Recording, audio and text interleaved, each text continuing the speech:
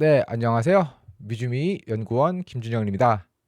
오늘 장 시작 전까지 살펴볼 미국 증시 이슈를 이제 시작하도록 하겠습니다. 먼저 이제 첫 번째 소식은 오펜하이머가 2025년 S&P 500 목표가를 이제 7,100을 제시한 건데요. 이는 이제 주요 IB들 중에서 이제 가장 높은 목표가입니다. 보시면 그 전까지 이제 웰스파고가 7,007로 가장 높았고 그 뒤를 이어 이제 야데니 리서치와 도이치뱅크가 7,000을 제시했는데 이것보다 이제 더 훨씬 높은 이제 7,100을 제시하며 다시 한번 이제 어떻게 보면 목표가의 신고가라고 해야 될까요? 네, 목표가가 이제 사상 최고치를 좀 경신하는 그런 모습을 보였는데 이번 목표가 이제 오펜하이머의 목표가 상승 원인은 S&P 500의 EPS가 2024년 연말 전망치 대비 약 10% 정도 2025년에 성장할 것으로 예상이 되어 한 EPS가 275달러를 기록할 것이다. 그리고 이러한 EPS가 275달러로 이렇게 성장할 주요 원인으로는 결국 이제 AI를 통한 생산성 향상과 이 생산성 향상이 S&P 500 11개 섹터 모두에게 이익을 제공할 것이기 때문이다라고 전하는 모습이었습니다. 특히 그는 이제 오늘날 각 부문과 이제 사회 전반의 이런 발전과 도전하고 있는 여러 핵심 영역에서 더 높은 효율성을 결국에는 이 AI가 제공할 것이고 특히나 이제 굉장히 정말로 데이터가 굉장히 많이 쌓여져 가는데 이를 이제 빠른 속도로 솔루션을 찾을 수 있는 이 잠재력, AI의 잠재력이 이렇게 S&P 500을 포함한 이런 전반적인 경제를 성장시킬 수 있는 가장 큰 공헌 중 하나가 될 것이다라고 전하며 다시 한번 이 AI를 기반으로 한 생산성이 이렇게 시장의 성장을 이끌 것이다라고 전하는 모습이었습니다. 네, 다음 소식은 이제 역시나 이제 시티에서도 2025년에 새로운 S&P 500 목표가를 제시하였는데요. 이제 2025년에 이제 목표가로 6,500을 제시하였습니다. 이제 오펜하이머보다는 이제 낮은 수치이지만 그럼에도 불구하고 이제 역시나 굉장히 높은 향후에도 이제 계속된 이제 성장을 좀 제시하는 그런 모습이었고요. 다만 이제 월가의 밸류에이션이 현재 높기 때문에 이 변동성 확대에는 조금 대비할 필요가 있다라고 전했습니다.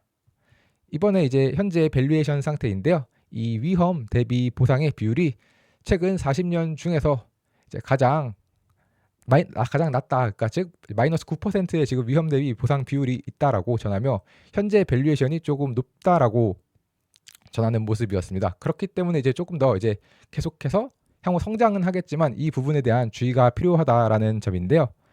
그 다음으로도 이렇게 시장에 어떠한 굉장히 과도하게 긍정적인 어떠한 심리 역시도 조금은 부정적인 영향을 좀 미칠 수 있다라고 전했습니다. 이 시티의 전략가들은 이제 투자자들의 태도가 높은 장애물이 될 수 있다라고 전했는데 패닉과 행복 지수가 현재 닷컴 버블 그리고 2020년 1년 이제 팬데믹 당시 시절 이후 현재 가장 높은 수치에 와 있기 때문에 이 부분 역시도 좀 주의할 필요가 있다. 그렇기 때문에 더 비싸게 팔 수 있다라고 생각해서 지금 비싼 가격에 사는 것은 좋지 않다라고 좀 전하는 모습이었습니다. 네, 다음 소식으로는 이제 엔비디아에 대해서 이제 중국이 반독점 조사를 시작했다라는 소식인데요. 지난 하루 이제 이 중국 정부가 중국의 반독점 규제 기관인 이 국가시장규제국이 엔비디아에 대한 반독점 조사를 시작했다는 소식에 따라 좀 주가가 좋지 못한 모습을 보였습니다. 이 국가시장규제국은 엔비디아가 2020년 이제 이스라엘의 네트워킹 회사인 멜라노스 테크놀로지를 인수할 당시 이제 중국에서는 조건부 승인을 하면서 이번 합병을 승인하는 모습을 보였다고 전했는데요. 그 당시에 중국 정부는 이제 승인 조건으로 중국의 이 GPU와 네트워킹 장비를 좀 중단 없이 공급하는 조건이 포함되어 있었다라고 밝혔습니다. 그러나 이제 엔비디아는 이제 이후에 좀 미국 정부의 어떠한 제재로 인해서 그런 고사양 AI 칩을 좀 팔지 못하는 모습을 보였는데요. 그러다 보니까 이제 시장은 이번 중국의 어떠한 반독점 조사가 미국의 대중 반도체 제재에 대한 반격으로 자신도 좀 가만히 있지 않겠다는 메시지를 전달하는 것으로 해석을 하고 있으며 또한 서던 캘리포니아 대학의 이런 법학 교수인 안젤라 장 같은 경우는 중국은 현재 이번에 보복 능력을 좀 과시하고 미국의 어떤 추가 공격적 행동을 좀 억제하기 위한 규제를 좀 강화하는 것으로 보이며 다만 그럼에도 불구하고 만약에 미국과 중국 간의 경제적인 분리를 더욱 심화시킬 경우에 자신에게도 이제 부메랑이 될 수 있다는 것을 알고 있기 때문에 이러한 도구를 좀 제한적으로 사용할 가능성이 있다라고 하며 엔비디아가 지금은 조금 이와 관련해서 안 좋은 소식이 나왔지만 이러한 좀 안 좋은 이런 강력한 반독점 조사가 좀 제한적으로 좀 사용될 가능성이 있다라고 전하는 모습이었습니다. 다음 소식으로는 이제 오라클의 실적 발표를 한번 살펴보도록 하겠습니다. 오라클 실적 발표와 관련해서 지금 현재 오라클은 매출과 EPS가 모두 좀 예상치를 하회하며 조금은 이제 좋지 못한 실적을 발표하였는데요. 이에 따라 시간 내에서 주가가 약 7.8% 하락하는 모습이 나왔습니다. 특히나 이 오라클에게 있어서 현재 가장 중요한 매출이라고도 할 수 있는 이 클라우드 부분 역시도 시장의 예상치를 좀 하회하며 조금 시장은 이제 조금은 실망스러워하는 모습을 보였는데요. 이제 매출 같은 경우 전년 대비 8.6% 성장했으나 시장의 예상치를 0.4% 하회했고 EPS 역시도 전년 대비 9.7% 성장했지만 이제 예상치를 0.7% 하회하는 모습이었습니다.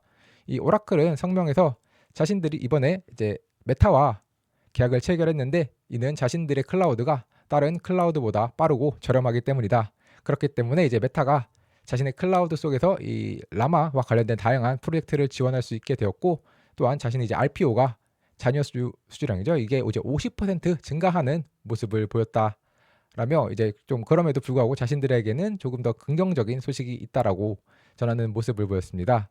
특히나 이제 컨퍼런스 콜에서 이제 오라클 클라우드의 경쟁력이 무엇이냐라는 질문에 대해서 자신들은 이 클라우드가 모듈형 설계를 하기 때문에 소규모부터 대규모까지 이렇게 좀 쉽게 확장이 가능해서 앞서 살펴본 것처럼 이제 비용과 관련해서 좀 저렴하다, 초기 비용 부담이 적다라고 전했으며 또한 현재 이제 데이터베이스를 클라우드로 전환하는 과정이 있는데 이런 3대 클라우드 업체 뭐 AWS부터 이 구글까지 이 모든 업체들과 협력을 하고 있고 이에 따라 향후에 장기적으로 수십억 달러 규모로 성장할 수 있는 이 비즈니스가 될 수 있으며 또한 자신들은 이제 데이터와 AI를 통합하는 능력이 경쟁사와 굉장히 차별화된 강점으로 이 사스 부문도 지속적으로 성장할 것이며 향후 마진과 수익성이 개선될 것이다라며 이 좋지 않은 실적이었지만 그럼에도 불구하고 조금 더 이렇게 긍정적인 전망을 전하는 모습이었습니다.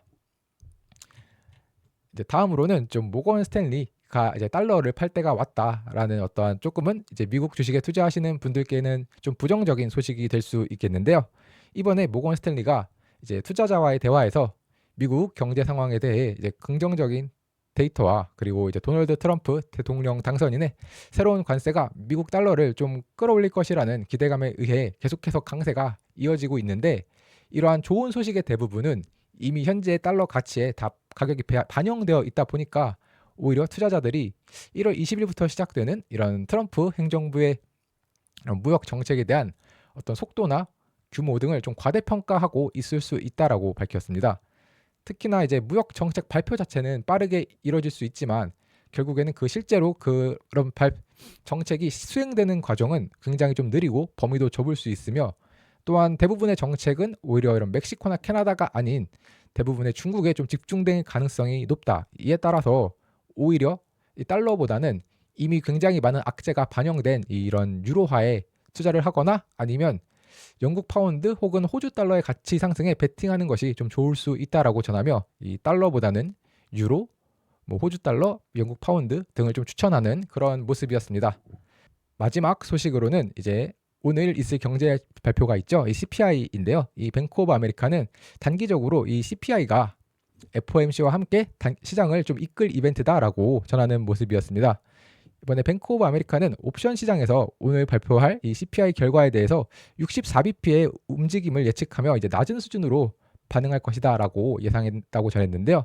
그러나 이 뱅크 오브 아메리카의 애널리스트들은 이번 CPI 데이터가 옵션 시장이 예측한 것은 이제 2021년 이후 가장 낮은 CPI 반응이라고 평가를 하며 오히려 옵션 시장에서 예측하는 것보다 주식 시장에 더 영향을 크게 미칠 것이다라고 전하는 모습이었습니다. 현재 이제 기존에는 8월에 이제 경기 침체 우려로 한번 주가가 큰 폭으로 하락한 이후 시장은 한동안 이제 인플레이션보다는 이 경제 성장과 관련되어 더 많은 집중을 하는 모습을 보였고 이제 그에 더 크게 주식 시장이 반응하는 모습이었지만 이제는 이제 경제 성장에 대한 성장 우려가 완화되었고 오히려 11월 인플레이션 지표가 이 왼쪽 표에 보이시는 것처럼 큰 폭으로 상승했기 때문에 이번에는 CPI가 조금 더 중요하다라고 전하는 모습이었습니다. 만약에 이제 CPI가 좀 예상보다 약하게 나온다면 연말 랠리가 이어질 것으로 한 1% 정도 상승할 수 있겠지만 또 CPI가 예상보다 높으면 이렇게 좀 변동성이 다시 한번 증가할 수 있다라고 전하는 모습이었고요. 한편 CPI 예상치는 이번에 CPI는 2.7% 그리고 근원 CPI는 이제 3.3%로 예상이 되고 있습니다. 그러면 오늘 장 시작 전 살펴볼 미국 증시 이슈, 이제 오펜하이머가 S&P 500 목표가 7,100을 제시했다라는 점, 그다음 시티 역시도 S&P 500 6,500을 함께 제시했다는 것도 있었고요. 그 외에도 이제 모건 스탠리가 달러는 팔아야 한다, 그리고 엔비디아가 이제 중국으로부터 반독점 조사를 받고 있다는 소식, 그리고 이제 뱅크 오브 아메리카가 이번에 오늘 발표할 CPI가 이런 옵션 시장이 생각하는 것보다 더 중요하고 또 단기적으로 방향성을 결정할 수 있다라는 소식까지 모두 살펴보았습니다. 감사합니다. 네, 현재 미주미의 네이버 프리미엄 콘텐츠는 오늘 제가 말씀드린 세 가지 소식 이외에도 특징주나 다양한 뉴스들이 포함된 미주미 마감 시황, 그리고 시장을 이기는 포트폴리오의 미주미 주도주, 테크니컬 분석이 포함되어 있는 미주미 매운맛, 골든크로스 종목 등 다양한 컨텐츠들을 함께 하시고 싶으신 분들은 네이버 프리미엄 컨텐츠에서 미국 주식의 미치다를 검색해 주시면 프리미엄 컨텐츠를 구독하실 수 있습니다. 네, 구독 방법은 네이버 검색창에 네이버 프리미엄 컨텐츠 미국 주식의 미치다를 검색하시면 이렇게 네이버 프리미엄 컨텐츠가 나오는데요. 이걸 다시 한번 클릭하시면 이런 화면과 함께 오른쪽 상단에 구독하기 버튼이 있으니 이 버튼을 통해서 하실 수 있습니다. 또한 제 영상을 보시고 구독을 하시는 분들은 영상 하단의 상세 보기를 보시면 네이버 프리미엄 컨텐츠 구독하러 가기가 있는데, 이 버튼을 누르시면 화면 오른쪽 상단에서 이제 구독하기 버튼을 눌러주시면 네이버 프리미엄 컨텐츠 구독이 가능합니다.